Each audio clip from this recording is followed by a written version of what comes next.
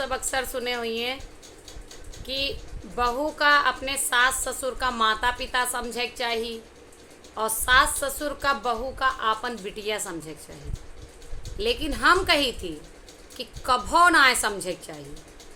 अगर सास ससुर अपने बहू का बिटिया समझे लगी है ना तो रिश्ता का मर्यादा ख़त्म हो जाए।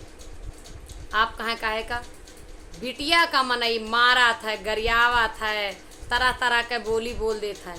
और आज के ज़माना में अगर बहू का केहू मारे गरियाए तरह तरह के ताना दे, कौनो बहू साथे न रहे। और आप अब चलावे बहू वाले एंगल पर। अगर बहू सास का अपन महतारी समझेलाग और बाप का ससुर का बाप समझेलाग तो बहू अपन मर्यादा तोड़ दे।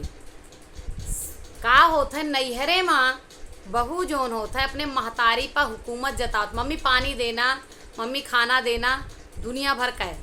और बाप से तरह तरह के जिद करत है। जौने दिन बहू एका सास ससुर पर अपने अप्लाई कर देना और ये कहे लागे वह दिन बहू के निभे ना ससुरे माँ, ये लिए बहू बहू रहा है, सास ससुर रहा है, तब जाए के निभे।